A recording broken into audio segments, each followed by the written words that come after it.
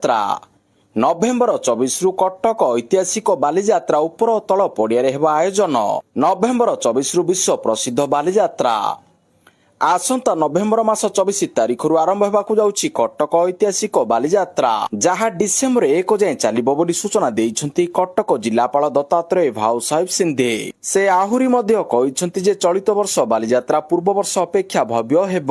ଉଭୟ ତଳ ଓ ଉପର ପଡ଼ିଆରେ ଆୟୋଜିତ ହେବ ଐତିହାସିକ ବାଲିଯାତ୍ରା। ପୂର୍ବ ବର୍ଷ ଯେଉଁ ସବୁ ଭୁଲ ରହିଥିଲା ଚଳିତ ବର୍ଷ ସେ ସବୁ ସୁଧାର କରାଯିବ ବୋଲି ସେ କହିଛନ୍ତି। ଖାସ କରି ବାଲିଯାତ୍ରା ବୁଲିବାକୁ ଆସୁଥିବା ଯାତ୍ରୀମାନଙ୍କ ପାଇଁ ବଡ଼ ପାର୍କିଂର ବ୍ୟବସ୍ଥା କରାଯାଇଛି। ପରବର୍ତ୍ତୀ ଖବର 7 ବର୍ଷର ରିପୋର୍ଟ କାର୍ଡ ଦେଲେ ସାଂସଦ ଅପରାଜିତା ଷଡଙ୍ଗୀ। 7 ବର୍ଷର ରିପୋର୍ଟ କାର୍ଡ ଦେଲେ ଭୁବନେଶ୍ୱର ସାଂସଦ ଅପରାଜିତା ଷଡଙ୍ଗୀ। 60 ପୃଷ୍ଠାର ଏହି ରିପୋର୍ଟ କାର୍ଡରେ ନିଜ 7 ବର୍ଷର କାର୍ଯ୍ୟର ହିସାବ ଦେଇଛନ୍ତି ସାଂସଦ। ଭୁବନେଶ୍ୱର ପାଇଁ 100% ଚେଷ୍ଟା କରୁଥିବା କହିବା ସହ ନିଜ କାର୍ଯ୍ୟର ବିବରଣୀ ସମସ୍ତଙ୍କ ନିକଟରେ ପହଞ୍ଚାଇବାକୁ କହିଛନ୍ତି। ରିପୋର୍ଟ କାର୍ଡରେ ଦର୍ଶାଇଛନ୍ତି ଭୁବନେଶ୍ୱରରେ 55 ପ୍ରକାର କାର୍ଯ୍ୟ କରାଯାଇଛି। ସଂସଦୀୟ କ୍ଷେତ୍ରରେ 8ଟି ମୁଖ୍ୟ କାର୍ଯ୍ୟ ରହିଛି। 18 ପ୍ରସ୍ତାବରୁ 11ଟି ଉପରେ ବର୍ତ୍ତମାନ କାମ ଚାଲିଛି। ପରବର୍ତ୍ତୀ ଖବର ନେପାଳ ବନ୍ୟାରେ 105 ଭାରତୀୟ ନିଖୋଜ, ଜାରି ହେଲା ହେଲ୍ପଲାଇନ ନମ୍ବର। ନେପାଳରେ ପ୍ରକୃତିର ତାଣ୍ଡବ, ଭୟଙ୍କର ଫ୍ଲାଶ ଫ୍ଲଡରେ ବ୍ୟାପକ କ୍ଷୟକ୍ଷତି। ନେପାଳରେ ପ୍ରକୃତିର ତାଣ୍ଡବ, ଭୟଙ୍କର ଫ୍ଲାଶ ଫ୍ଲଡରେ ବ୍ୟାପକ କ୍ଷୟକ୍ଷତି। ରସୁଆ ଜିଲ୍ଲାର ଭୋତେକୋସି ନଦୀରେ ଫ୍ଲାଶ ଫ୍ଲଡ ପରେ ପରିସ୍ଥିତି ସଙ୍ଗୀନ ରହିଛି। 1000 ଲୋକ ଭାସି ଯାଇଥିବା ବେଳେ 50,000 ଲୋକ ପ୍ରଭାବିତ ହୋଇଥିବା ସୂଚନା ମିଳିଛି। ଭୟଙ୍କର ବନ୍ୟାରେ 105 ଭାରତୀୟ ପର୍ଯ୍ୟଟକ ନିଖୋଜ ରହିଛନ୍ତି। ଏମାନଙ୍କ ମଧ୍ୟରେ 31 ଜଣ ତୀର୍ଥଯାତ୍ରୀ ରହିଥିଲେ, ଯେଉଁମାନେ ମାନସ ସରୋବର ଯାତ୍ରା କରୁଥିଲେ। ଏସବୁ ସୂଚନା ନେପାଳ ପର୍ଯ୍ୟଟକ ବୋର୍ଡ ଦେଇଛି। ବୋର୍ଡ ତରଫରୁ ନିଖୋଜ ଥିବା ଭାରତୀୟ ତୀର୍ଥଯାତ୍ରୀଙ୍କୁ ଖୋଜା ଚାଲିଛି। ପ୍ରାୟ 400 ପର୍ଯ୍ୟଟକ ନିଖୋଜ ରହିଛନ୍ତି। ଏମାନଙ୍କ ମଧ୍ୟରେ 291 ଜଣ ବିଦେଶୀ ପର୍ଯ୍ୟଟକ ରହିଛନ୍ତି। ପରବର୍ତ୍ତୀ ଖବର OSSTT ଆବେଦନ 30କୁ ଘୁଞ୍ଚିଲା। OSSTT ଆବେଦନ ଅବଧି ବୃଦ୍ଧି, ଅଗଷ୍ଟ 30 ଯାଏଁ ସୁଯୋଗ, ଆସନ୍ତା 28ରୁ TLED ଫର୍ମ ପୂରଣ। ଓଡ଼ିଶା ମାଧ୍ୟମିକ ଶିକ୍ଷକ ଯୋଗ୍ୟତା ପରୀକ୍ଷା ତଥା Odisha secondary school eligibility test OSSTT ପାଇଁ ଆବେଦନ ଅବଧିକୁ ମାଧ୍ୟମିକ ଶିକ୍ଷା ପରିଷଦ ବୋର୍ଡ ବୃଦ୍ଧି କରିଛନ୍ତି। ଉକ୍ତ ପରୀକ୍ଷା ପାଇଁ ଆବେଦନର ଶେଷ ସମୟ 23 ଅଗଷ୍ଟ ଯାଏଁ ଥିଲା। ରାଜ୍ୟର ଯାଜପୁର, ବାଲେଶ୍ୱର, ଭଦ୍ରକ, କେନ୍ଦ୍ରାପଡ଼ା ସମେତ ବିଭିନ୍ନ ବନ୍ୟା ପ୍ରଭାବିତ ଜିଲ୍ଲାରେ ଅନେକ ଶିକ୍ଷକ ଆଶାୟୀ ପ୍ରାର୍ଥୀ ଧାର୍ଯ୍ୟ ସମୟ ମଧ୍ୟରେ ଆବେଦନ କରିପାରି ନାହାନ୍ତି। ତେଣୁ ପ୍ରାର୍ଥୀମାନଙ୍କ ସୁବିଧାକୁ ଦୃଷ୍ଟି ରଖି ବୋର୍ଡ ପକ୍ଷରୁ ଫର୍ମ ପୂରଣ ଅବଧିକୁ ଆସନ୍ତା 30 ଅଗଷ୍ଟ ଯାଏଁ ବୃଦ୍ଧି କରାଯାଇଛି ବୋଲି ବୋର୍ଡ କର୍ତ୍ତୃପକ୍ଷ କହିଛନ୍ତି। ଅନ୍ୟପଟେ diploma in elementary education DLED ପରୀକ୍ଷା ପାଇଁ ଆସନ୍ତା 28 ଅଗଷ୍ଟରୁ ସେପ୍ଟେମ୍ବର 6 ଯାଏଁ ଅନଲାଇନରେ ଫର୍ମ ପୂରଣ କରାଯିବ। ପରବର୍ତ୍ତୀ ଖବର ନେପାଳ ବନ୍ୟା, ବାଲେନ ଶାହାଙ୍କ ସହ କଥା ହେଲେ ମୋଦି। ନେପାଳରେ ଭୟଙ୍କର ବନ୍ୟା ପରେ ପ୍ରଧାନମନ୍ତ୍ରୀ ନରେନ୍ଦ୍ର ମୋଦି ନେପାଳର ପ୍ରଧାନମନ୍ତ୍ରୀ ବାଲେନ ଶାହାଙ୍କ ସହ ଫୋନରେ ଆଲୋଚନା କରିଛନ୍ତି। ବନ୍ୟା ପାଇଁ ହୋଇଥିବା ଜୀବନହାନି ଓ କ୍ଷୟକ୍ଷତି ପାଇଁ ପ୍ରଧାନମନ୍ତ୍ରୀ ଗଭୀର ଶୋକ ପ୍ରକାଶ କରିବା ସହ ନେପାଳବାସୀଙ୍କ ପ୍ରତି ଭାରତର ସମର୍ଥନ ଜଣାଇଛନ୍ତି। ଆଲୋଚନା ସମୟରେ ପ୍ରଧାନମନ୍ତ୍ରୀ ମୋଦି କହିଛନ୍ତି, ଏହି କଠିନ ସମୟରେ ଭାରତ ନେପାଳବାସୀଙ୍କ ସହ ଦୃଢ ଭାବରେ ଠିଆ ହୋଇଛି। ବିପର୍ଯ୍ୟୟ ସମୟରେ ଦୁଇ ଦେଶ ମଧ୍ୟରେ ଥିବା ଘନିଷ୍ଠ ସମ୍ପର୍କ ଓ ପାରସ୍ପରିକ ସହଯୋଗକୁ ଆହୁରି ମଜବୁତ କରିବା ଉପରେ ମଧ୍ୟ ଗୁରୁତ୍ୱ ଦିଆଯାଇଛି। ପରବର୍ତ୍ତୀ ଖବର 27 ଅର୍ଥାତ୍ ଆଜି ମୁଖ୍ୟମନ୍ତ୍ରୀଙ୍କ ଗଞ୍ଜାମ ଗସ୍ତ। ଗଞ୍ଜାମ ଗସ୍ତରେ ମୁଖ୍ୟମନ୍ତ୍ରୀ ବିସ୍ଥାପିତଙ୍କୁ ବାଣ୍ଟିବେ ପଟ୍ଟା ଓ ସହାୟତା ରାଶି। ଗଞ୍ଜାମ ଜିଲ୍ଲା ଗସ୍ତରେ ଆସୁଛନ୍ତି ମୁଖ୍ୟମନ୍ତ୍ରୀ ମୋହନ ମାଝୀ। 27 ତାରିଖରେ ଗୋପାଳପୁର ନିର୍ବାଚନ ମଣ୍ଡଳୀ ଧବଳେଶ୍ୱର ପୀଠକୁ ଆସିବେ। ବିସ୍ଥାପିତଙ୍କୁ ପଟ୍ଟା ବଣ୍ଟନ ସହ ସାଧାରଣ ସଭାରେ ଜନସାଧାରଣଙ୍କୁ ସମ୍ବୋଧିତ କରିବେ। 2 ବର୍ଷରେ ଗଞ୍ଜାମରେ ବିକାଶମୂଳକ କାର୍ଯ୍ୟ ଏବଂ ଆଗକୁ ଯୋଜନା ଥିବା ବହୁ ପ୍ରକଳ୍ପ ଘୋଷଣା କରିବେ ମୁଖ୍ୟମନ୍ତ୍ରୀ। ପରବର୍ତ୍ତୀ ଖବର ବିଜେପି ବୈଠକରେ ବଡ଼ ନିଷ୍ପତ୍ତି, ସେପ୍ଟେମ୍ବର 17ରୁ ଅକ୍ଟୋବର 17 ଯାଏଁ କାର୍ଯ୍ୟକ୍ରମ। ମୋଦିଙ୍କ ଜନ୍ମଦିନରେ ପ୍ରଦୀପ ପ୍ରଜ୍ୱଳନ। ପ୍ରତ୍ୟେକ ମଣ୍ଡଳ, ବୁଥ ଓ ଜିଲ୍ଲା ସେବା ସଂକଳ୍ପ କାର୍ଯ୍ୟକ୍ରମ କରିବ ବିଜେପି। ସେପ୍ଟେମ୍ବର 17ରୁ ଅକ୍ଟୋବର 17 ଯାଏଁ ମାସବ୍ୟାପୀ ଚାଲିବ ଏହି କାର୍ଯ୍ୟକ୍ରମ। ଏନେଇ ରାଜ୍ୟ କାର୍ଯ୍ୟାଳୟରେ ବସିଥିବା ବୈଠକରେ ନିଆଯାଇଛି ନିଷ୍ପତ୍ତି। 17 ତାରିଖରେ ପ୍ରଧାନମନ୍ତ୍ରୀଙ୍କ ଜନ୍ମଦିନ ଉପଲକ୍ଷେ ଦୀପ ପ୍ରଜ୍ୱଳନ କରାଯିବ। ବିକଶିତ ଭାରତର ସଂକଳ୍ପ ନେବେ ଦଳୀୟ ନେତାକର୍ମୀ। ବୁଧବାର ରାଜ୍ୟ ବିଜେପି କାର୍ଯ୍ୟାଳୟରେ ଏକ ଗୁରୁତ୍ୱପୂର୍ଣ୍ଣ ବୈଠକ ବସିଥିଲା। ଏହି ମିଟିଂକୁ ଅଧ୍ୟକ୍ଷତା କରିଥିଲେ ରାଜ୍ୟ ସଭାପତି ମନମୋହନ ସାମଲ। ମୁଖ୍ୟମନ୍ତ୍ରୀ ମୋହନ ଚରଣ ମାଝୀଙ୍କ ସମେତ ସମସ୍ତ ସାଂଗଠନିକ ଜିଲ୍ଲାର ସଭାପତି ପ୍ରଭାରୀ ଉପସ୍ଥିତ ମଧ୍ୟ ଥିଲେ। ଆସନ୍ତା ସେପ୍ଟେମ୍ବର 17 ତାରିଖରେ ପ୍ରଧାନମନ୍ତ୍ରୀ ନରେନ୍ଦ୍ର ମୋଦିଙ୍କ ଜନ୍ମବାର୍ଷିକ। ପରବର୍ତ୍ତୀ ଖବର କର୍ଣ୍ଣାଟକ ମୁଖ୍ୟମନ୍ତ୍ରୀ DK ଶିବକୁମାରଙ୍କ ବଡ଼ ଘୋଷଣା। କର୍ଣ୍ଣାଟକରେ ବନ୍ଦେ ମାତରମର 2 ପଦ ବୋଲାଯିବ। ରାଷ୍ଟ୍ରୀୟ ଗୀତ ବନ୍ଦେ ମାତରମର 2ଟି ଓ 6ଟି ପଦ ଗାନ କରିବା ପାଇଁ ନେଇ ବିବାଦ ମଧ୍ୟରେ କର୍ଣ୍ଣାଟକ ମୁଖ୍ୟମନ୍ତ୍ରୀ DK ଶିବକୁମାର କହିଛନ୍ତି, ସରକାରୀ ଏବଂ ସାର୍ବଜନୀନ କାର୍ଯ୍ୟକ୍ରମରେ କେବଳ ବନ୍ଦେ ମାତରମର ପ୍ରଥମ 2ଟି ପଦ ଗାଇବା ପାଇଁ କଂଗ୍ରେସର ନିଷ୍ପତ୍ତିରେ ଅଟଳ ରହିବେ। କର୍ଣ୍ଣାଟକରେ ଏକ ସ୍ୱାଧୀନତା ଦିବସ କାର୍ଯ୍ୟକ୍ରମରେ ସମସ୍ତ 6ଟି ପଦ ଗାନକୁ ଖାରଜ କରି ଶିବକୁମାର କହିଛନ୍ତି ତାଙ୍କ ଅଜାଣତରେ ଏହି ନିଷ୍ପତ୍ତି ନିଆଯାଇଥିଲା। ପରବର୍ତ୍ତୀ ଖବର ଅମିତ ଶାହାଙ୍କ ସୁରକ୍ଷା ଯୋଜନା 20 ବର୍ଷ ପୂର୍ବରୁ ବିପଦ ଚିହ୍ନଟ କରିବା ବ୍ୟବସ୍ଥା ନିର୍ମାଣ ହେବ। ନୂଆଦିଲ୍ଲୀରେ 2 ଦିନିଆ ଜାତୀୟ ସୁରକ୍ଷା ରଣନୀତି ସମ୍ମିଳନୀରେ ଶେଷ ଅଧିବେଶନରେ କେନ୍ଦ୍ର ଗୃହ ଓ ସମବାୟ ମନ୍ତ୍ରୀ ଅମିତ ଶାହା କହିଛନ୍ତି ଭାରତକୁ ଏକ ସକ୍ରିୟ ସୁରକ୍ଷା ବ୍ୟବସ୍ଥା ନିର୍ମାଣ କରିବାକୁ ପଡ଼ିବ ଯାହା 15ରୁ 20 ବର୍ଷ ପୂର୍ବରୁ ଉଦୀୟମାନ ବିପଦଗୁଡ଼ିକୁ ଚିହ୍ନଟ କରିବ ଓ ସେଗୁଡ଼ିକୁ ବଡ଼ ଚ୍ୟାଲେଞ୍ଜରେ ପରିଣତ ହେବାରୁ ରୋକିବ। ସେ କହିଛନ୍ତି ଯେ ସୁରକ୍ଷା ନୀତି କେବଳ ବିଦ୍ୟମାନ ବିପଦଗୁଡ଼ିକର ମୁକାବିଲା କରିବା ଉପରେ ଧ୍ୟାନ ଦେବା ଉଚିତ ନୁହେଁ ବରଂ ଅନ୍ତର୍ଜାତୀୟ ଓ ଜାତୀୟ ଧାରାଗୁଡ଼ିକର ଅଧ୍ୟୟନ କରିବା ଉଚିତ ଓ ସମ୍ଭାବ୍ୟ ସମସ୍ୟାଗୁଡ଼ିକ ଦେଖାଦେବା ପୂର୍ବରୁ ସେଗୁଡ଼ିକୁ ପୂର୍ବାନୁମାନ କରିବା ଉଚିତ। ପରବର୍ତ୍ତୀ ଖବର ମହିଳାଙ୍କ ପାଇଁ ବଡ଼ ଘୋଷଣା, ମହିଳାଙ୍କୁ ବାର୍ଷିକ 40,000 ଟଙ୍କା। ଯୋଗୀଙ୍କ ପରେ ଅଖିଳେଶଙ୍କ ଘୋଷଣା, ମହିଳାଙ୍କୁ ବାର୍ଷିକ 40,000, ସପ୍ତାହରେ 2 ଦିନ ଛୁଟି। ସମାଜବାଦୀ ପାର୍ଟି ମୁଖ୍ୟ ଅଖିଳେଶ ଯାଦବ ଉତ୍ତରପ୍ରଦେଶରେ ନିର୍ବାଚନୀ ମାହୋଲରେ ପ୍ରାୟ 7 ମାସ ପୂର୍ବରୁ ମହିଳାଙ୍କ ପାଇଁ ବଡ଼ ଘୋଷଣା କରିଛନ୍ତି। ସାପା ମୁଖ୍ୟ ଅଖିଳେଶ ଯାଦବ ଏବଂ ତାଙ୍କ ପତ୍ନୀ ଡିମ୍ପଲ ଯାଦବ ମହିଳା କଲ୍ୟାଣ ସହ ଜଡ଼ିତ ଘୋଷଣା କରି କହିଛନ୍ତି ସେ ଗରିବ ମହିଳାଙ୍କୁ 40,000 ଟଙ୍କାର ସହାୟତା ଦିଆଯିବ। ପ୍ରତିବର୍ଷ ଏହି ରାଶି ବୃଦ୍ଧି କରାଯିବ। ଏହି ଯୋଜନାର ନାମ ସ୍ତ୍ରୀ ସମ୍ମାନ ସମୃଦ୍ଧି ଯୋଜନା ରଖାଯାଇଛି। ଏହାର ଗୋଟିଏ ଦିନ ପୂର୍ବରୁ ଉତ୍ତରପ୍ରଦେଶ ଯୋଗୀ ଆଦିତ୍ୟନାଥ ସରକାର କ୍ୟାବିନେଟ ବୈଠକରେ ଛାତ୍ରଛାତ୍ରୀଙ୍କୁ 25 ଲକ୍ଷ ମାଗଣା ଲାପଟପ ସହିତ 60 ବର୍ଷରୁ ଅଧିକ ବୟସର ମହିଳାଙ୍କ ପାଇଁ ଅହଲ୍ୟାବାଇ ଯୋଜନା ଘୋଷଣା କରିଥିଲେ। ଏହି ବୟସ୍କ ମହିଳାମାନଙ୍କୁ ମାଗଣା ବସ୍ ଯାତ୍ରାର ସୁବିଧା ଦିଆଯିବ। ପରବର୍ତ୍ତୀ ଖବର MMDR ବିଲ୍ ତାତିଲା ବିଜେଡି। MMDR ଆକ୍ଟ ସଂଶୋଧନକୁ ନେଇ ଶାସକ ଦଳ କେନ୍ଦ୍ର ସରକାରଙ୍କ ବିରୋଧରେ ବର୍ଷିଛି ବିଜେଡି। ଏନେଇ ସାମ୍ବାଦିକ ସମ୍ମିଳନୀ କରି ପୂର୍ବତନ ମନ୍ତ୍ରୀ ଅତୁଲ ସବ୍ୟସାଚୀ ନାୟକ କହିଛନ୍ତି ଓଡ଼ିଶାର ହକ୍ ଛଡ଼ାଇ ନେବାକୁ ବସିଛନ୍ତି କେନ୍ଦ୍ର ସରକାର। ଓଡ଼ିଶା 1 ଲକ୍ଷ କୋଟି ଟଙ୍କାର ରାଜସ୍ୱ ହରାଇବାକୁ ବସିଥିବା ବେଳେ ବର୍ତ୍ତମାନ ସରକାର ଚୁପ୍ କାହିଁକି ବୋଲି ପ୍ରଶ୍ନ କରିଛି ବିଜେଡି। ମୁଖ୍ୟମନ୍ତ୍ରୀ ଓ ବିଜେପିର 20 ଜଣ ସାଂସଦ କାହିଁକି ନୀରବ ରହିଛନ୍ତି ବୋଲି ମଧ୍ୟ ଦଳ ପ୍ରଶ୍ନ ଉଠାଇଛି। ପରବର୍ତ୍ତୀ ଖବର ଆମେରିକାରେ RSSକୁ ବିରୋଧ। ମୋହନ ଭାଗବତଙ୍କ ଆମେରିକା ଗସ୍ତକୁ ନେଇ ବିବାଦ, ନ୍ୟୁୟର୍କ ମେୟର କଲେ ବିରୋଧ।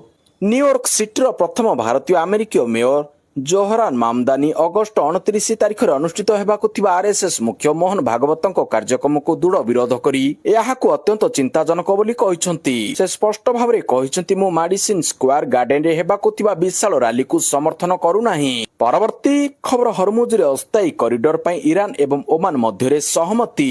ଇରାନ ଏବଂ ଓମାନ ହରମୁଜ ପ୍ରଣାଳୀ ଦେଇ ଜାହାଜ ଚଳାଚଳ ପୁନଃ ଆରମ୍ଭ କରିବା ପାଇଁ ଏକ ଅସ୍ଥାୟୀ ସମୁଦ୍ର ପଥ ସୃଷ୍ଟି କରିବା ବିଷୟରେ ଆଲୋଚନା କରିଛନ୍ତି। ଆମେରିକା ସହିତ ଉତ୍ତେଜନା ଏବଂ ଆର୍ଥିକ ଚାପ ମଧ୍ୟରେ ଇରାନ କହିଛି ଯେ ସେ ଏହି ପ୍ରସଙ୍ଗରେ ଓମାନ ସହିତ ପୁଣି ଆଲୋଚନା କରିଛି। ଏହି ଜଳପଥ ସମ୍ପର୍କରେ ଦୁଇ ଦେଶ ମଧ୍ୟରେ କିଛି ସପ୍ତାହ ଧରି ଆଲୋଚନା ଜାରି ରହିଛି। ଇରାନ ଏବଂ ଓମାନ ଏକ ମିଳିତ ଅସ୍ଥାୟୀ ନାଭିଗେସନ କରିଡର ସୃଷ୍ଟି କରିବା ବିଷୟରେ ଆଲୋଚନା କରିଛନ୍ତି। ଉଭୟ ଦେଶ ଏହି ପଥରୁ ସମୁଦ୍ର ଖଣି ଅପସାରଣ କରିବାକୁ ମଧ୍ୟ ରାଜି ହୋଇଛନ୍ତି। ପରବର୍ତ୍ତୀ ଖବର ଅଶୋଧିତ ତେଲ ଦର $86କୁ ହ୍ରାସ। ମଧ୍ୟପ୍ରାଚ୍ୟରୁ ଆସିଥିବା ଆଶ୍ୱସ୍ତିକର ଖବର ଯୋଗୁଁ ଅନ୍ତର୍ଜାତୀୟ ବଜାରରେ ଅଶୋଧିତ ତୈଳ ଦରରେ ବଡ଼ ହ୍ରାସ ଘଟିଛି। ବୁଧବାର ବ୍ରେଣ୍ଟ କ୍ରୁଡ୍ ଦର ପ୍ରାୟ 2% ହ୍ରାସ ପାଇ ବେରେଲ ପିଛା $86.45ରେ ପହଞ୍ଚିଛି। ଲଗାତାର ତୃତୀୟ ଦିନରେ ଅଶୋଧିତ ତେଲ ଦର ହ୍ରାସ ପାଇଛି। ଇରାନ ଓ ଆମେରିକା ହରମୁଜ ପ୍ରଣାଳୀ ଦେଇ ଜାହାଜ ଚଳାଚଳକୁ ପୁଣି ସ୍ୱାଭାବିକ କରିବା ପାଇଁ ଏକ ଅସ୍ଥାୟୀ ନୌ ଚାଳନା ବ୍ୟବସ୍ଥା ନେଇ ଆଲୋଚନା କରୁଛନ୍ତି। ଏଥିରେ ସୁରକ୍ଷିତ ନୌପଥ ଓ ଜଳପଥରେ ମାଇନ ହଟାଇବା ନେଇ ଯୋଜନା ରହିଛି। ଏହି ଖବର ପ୍ରଭାବରେ ତେଲ ଦର ହ୍ରାସ ପାଉଛି। ପରବର୍ତ୍ତୀ ଖବର ଏବେ କେରଳ ନୁହେଁ କେରଳମ୍। କେନ୍ଦ୍ର ଗୃହ ମନ୍ତ୍ରାଳୟ କେରଳର ନୂଆ ନାମ ଭାବରେ କେରଳମ୍କୁ ଅଧିସୂଚିତ କରିଛନ୍ତି ଓ ଏହି ପରିବର୍ତ୍ତନ ମଙ୍ଗଳବାର ଠାରୁ ଲାଗୁ ହୋଇଯାଇଛି। ମଙ୍ଗଳବାର ଜାରି ଏକ ଗେଜେଟ୍ ନୋଟିଫିକେସନରେ ଗୃହ ମନ୍ତ୍ରାଳୟ କହିଛନ୍ତି ଯେ କେରଳ ନାମ ପରିବର୍ତ୍ତନ ଅଧିନିୟମ 2026ର ଧାରା 1 ଉପଧାରା 2ରେ ମିଳିଥିବା ଶକ୍ତି ଉପଯୋଗ କରି କେନ୍ଦ୍ର ସରକାର 25 ଅଗଷ୍ଟ 2026ରେ ସେହି ତାରିଖ ନିର୍ଦ୍ଧାରିତ କରିଛନ୍ତି ଯେବେ ଉକ୍ତ ଅଧିନିୟମର ପ୍ରବାଧନ ଲାଗୁ ହେବ।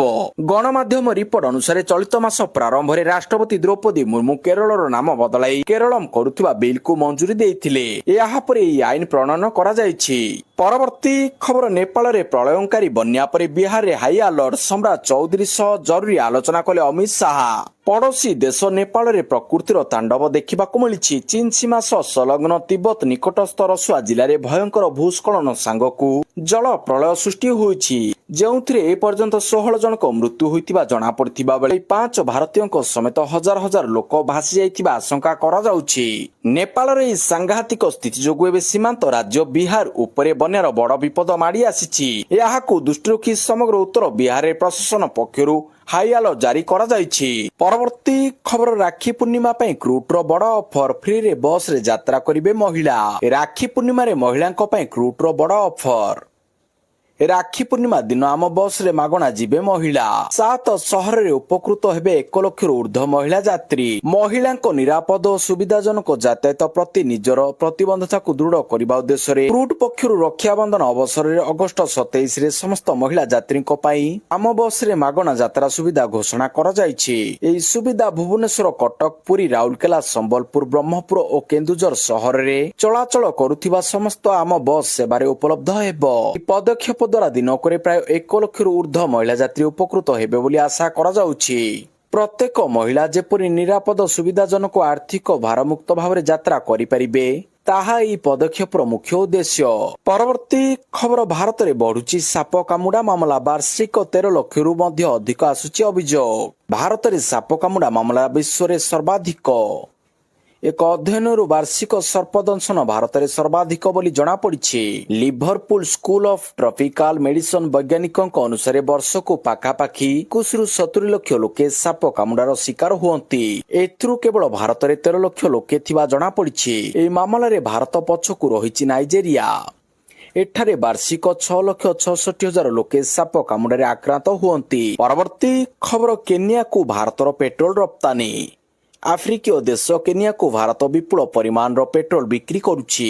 ଏହି କ୍ଷେତ୍ରରେ ସାଉଦି ଆରବ ଓ ସଂଯୁକ୍ତ ଆରବ ଏମିରେଟ୍ସ, ୟୁଏଇ ଭଳି ପାରମ୍ପରିକ ତୈଳ ଉତ୍ପାଦନକାରୀ ରାଷ୍ଟ୍ରଗୁଡ଼ିକୁ ଭାରତ ପଛରେ ପକାଇ ଦେଇଛି।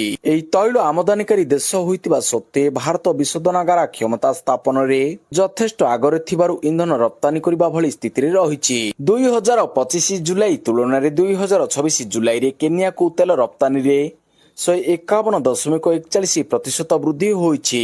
ପରବର୍ତ୍ତୀ ଖବର, ଏଲପିଜି ଗ୍ରାହକଙ୍କ ପାଇଁ ଜରୁରୀ ଖବର, ଅଗଷ୍ଟ 31 ସୁଦ୍ଧା କରିନିଅନ୍ତୁ ଇକେୱାଇସି, ନଚେତ କଟିଯାଇପାରେ ଗ୍ୟାସ୍ କନେକ୍ସନ। ରୋଷେଇ ଘରେ ବ୍ୟବହୃତ ଏଲପିଜି ବା ଗ୍ୟାସ୍ ସିଲିଣ୍ଡର ଉପଭୋକ୍ତାଙ୍କ ପାଇଁ ଏକ ଅତି ଗୁରୁତ୍ୱପୂର୍ଣ୍ଣ ଖବର। ଯଦି ଆପଣ ଏପର୍ଯ୍ୟନ୍ତ ନିଜ ଗ୍ୟାସ୍ କନେକ୍ସନର ଇକେୱାଇସି ପ୍ରକ୍ରିୟା ଶେଷ କରିନାହାନ୍ତି, ତେବେ ଏହାକୁ ତୁରନ୍ତ ପୂରଣ କରିନିଅନ୍ତୁ। ସରକାର ଏବଂ ତୈଳ ବିପଣନ କମ୍ପାନୀଗୁଡ଼ିକ ପକ୍ଷରୁ ଗ୍ରାହକଙ୍କ ସୁବିଧା ପାଇଁ ଇକେୱାଇସି କରିବାର ସମୟସୀମାକୁ ବର୍ତ୍ତମାନ ଅଗଷ୍ଟ 31 ତାରିଖ ପର୍ଯ୍ୟନ୍ତ ବୃଦ୍ଧି କରାଯାଇଛି।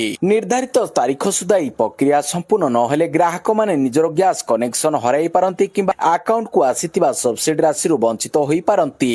ପରବର୍ତ୍ତୀ ଖବର, ଓଡ଼ିଶାର ଇଞ୍ଜିନିୟରିଂ କଲେଜରେ ହାହାକାର, ଓଜେଇ ନାମଲେଖା ପରେ ଖାଲି ପଡ଼ିଛି 37,000 ବିଟେକ୍ ସିଟ୍। ଓଡ଼ିଶାର ବୈଷୟିକ ଶିକ୍ଷା କ୍ଷେତ୍ରରେ ଏବେ ଏକ ବଡ଼ ବୈଷମ୍ୟ ଦେଖିବାକୁ ମିଳିଛି। ରାଜ୍ୟର ସରକାରୀ ଇଞ୍ଜିନିୟରିଂ କଲେଜଗୁଡ଼ିକରେ ଛାତ୍ରଛାତ୍ରୀଙ୍କ ପ୍ରବଳ ଭିଡ଼ ଯୋଗୁଁ ପ୍ରାୟ 100% ସିଟ୍ ପୂରଣ ହୋଇଥିବା ବେଳେ ଘରୋଇ କଲେଜଗୁଡ଼ିକରେ ହାହାକାର ପରିସ୍ଥିତି ସୃଷ୍ଟି ହୋଇଛି। ଓଜେଇ ପକ୍ଷରୁ 3ଟି ପର୍ଯ୍ୟାୟରେ କାଉନସେଲିଂ ପ୍ରକ୍ରିୟା ଶେଷ ହେବା ପରେ ମଧ୍ୟ ଏ ରାଜ୍ୟରେ ପ୍ରାୟ 37,000 ବିଟେକ୍ ସିଟ୍ ଖାଲି ପଡ଼ିଛି। ନାମଲେଖା ହୋଇପାରିନଥିବା ବେଳେ ଏବେ ବି ବଳକା ସିଟ୍ ଗୁଡ଼ିକୁ ଏବେ ବି ସିଧାସଳଖ ପୂରଣ କରିବା ପାଇଁ ଓଜେଇ କର୍ତ୍ତୃପକ୍ଷ ସମ୍ପୃକ୍ତ କଲେଜଗୁଡ଼ିକୁ ହସ୍ତାନ୍ତର କରିଛନ୍ତି। ପରବର୍ତ୍ତୀ ଖବର, ସେପ୍ଟେମ୍ବର 3ରେ ଆରମ୍ଭ ହେବ ମାଲକାନଗିରି ଭୁବନେଶ୍ୱର ବାଣିଜ୍ୟିକ ବିମାନ ସେବା। ମାଲକାନଗିରି ଜିଲ୍ଲାର ବାସିନ୍ଦାମାନେ ସେପ୍ଟେମ୍ବର 3 ତାରିଖରୁ ରାଜ୍ୟର ରାଜଧାନୀ ଭୁବନେଶ୍ୱର ସହିତ ସିଧାସଳଖ ବାଣିଜ୍ୟିକ ବିମାନ ସଂଯୋଗ ପାଇପାରିବେ, ଯାହା ଏହି ଦୁର୍ଗମ ସୀମାନ୍ତ ଅଞ୍ଚଳ ପାଇଁ ଏକ ଗୁରୁତ୍ୱପୂର୍ଣ୍ଣ ମାଇଲ ଖୁଣ୍ଟ। ଲୋକଙ୍କ ଦୀର୍ଘ ଦିନର ଦାବି ପୂରଣ କରିବା ପାଇଁ ଆଶା କରାଯାଉଥିବା ଏହି ନୂତନ ବିମାନ ସେବା ପ୍ରାରମ୍ଭରେ 9 ଆସନ ବିଶିଷ୍ଟ ବିମାନ ସହିତ ପରିଚାଳିତ ହେବ। ଟିକେଟ ବୁକିଂ ପାଇଁ ଏକ ଉତ୍ସର୍ଗୀକୃତ ଅନଲାଇନ ପୋର୍ଟାଲ ମଧ୍ୟ ଖୁବ୍ ଶୀଘ୍ର ଆରମ୍ଭ ହେବ ବୋଲି ଆଶା କରାଯାଉଛି, ଯାହାଦ୍ୱାରା ଯାତ୍ରୀମାନେ ଘରୁ ସିଟ୍ ସଂରକ୍ଷଣ କରିପାରିବେ।